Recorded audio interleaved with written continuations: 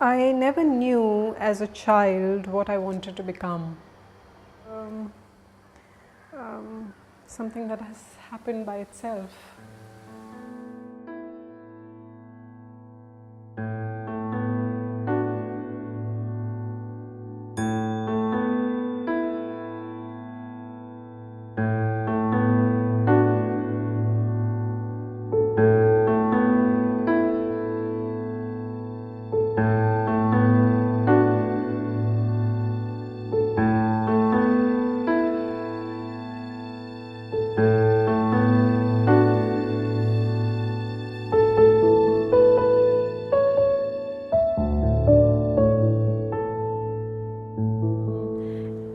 While I'm working, it's the clay itself which seems to be telling me what I should do to it.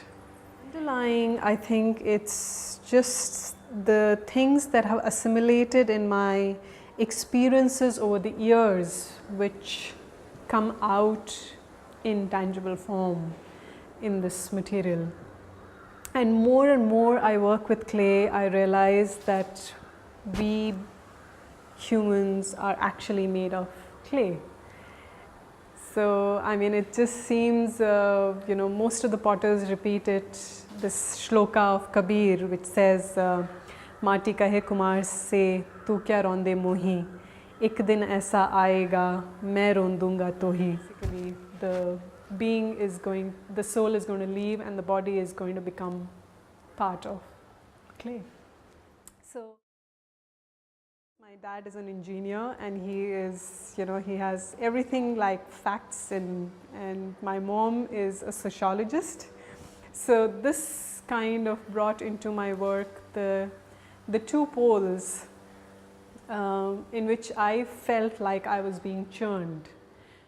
These were fired in a wood kiln for 14 to 16 hours in reduction fire, and the effect of the wood ash on the ware made it almost look like it was a three-dimensional creature, a being.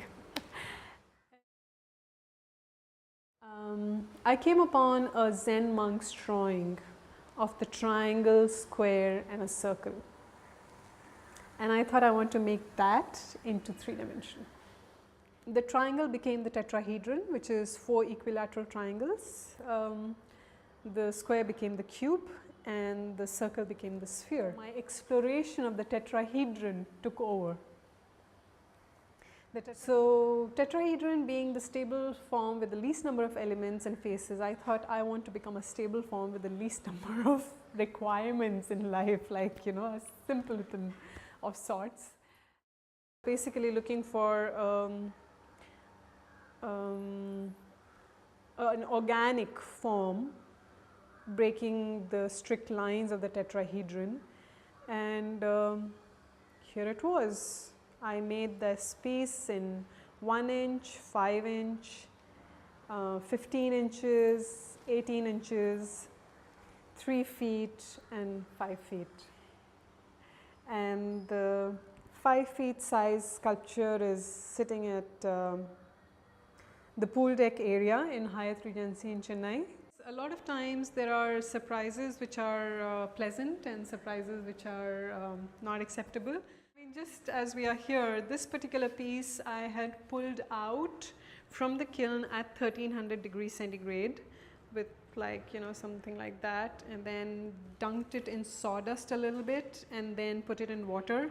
And so the kind of effect that I have got on this, the color that I have got on this is not something that I get, I got on the other pieces which cool down inside the kiln.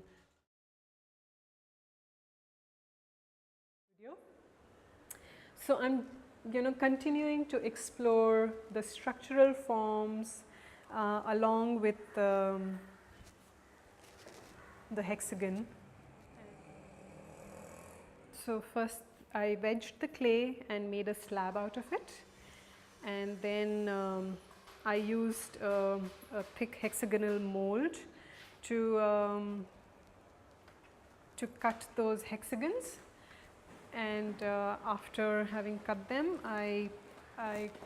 the first thing I had done is put the hexagons on a curved surface, and then I rolled out coils and attached the hexagons, making sure that they are not too close or too far, and then the coil goes perpendicularly, and so I mean, it's just the end would be like, you know, I would do several layers and then fill in the gaps to make something like this. What are the driving forces in your art? The so-called failures. Very recently I have started learning piano, how to play the piano, because I wanted to learn how to read the Western classical music as well as use my left hand like I use my right. So that connection was what I was looking for, and but you know, that needs as much attention and concentration as clay work does. So it's not something that I do when I wish to hang out.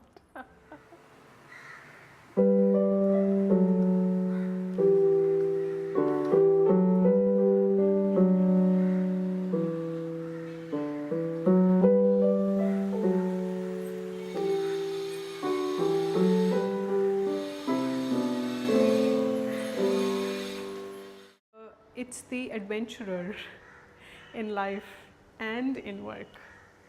It's the challenges which are more important than success.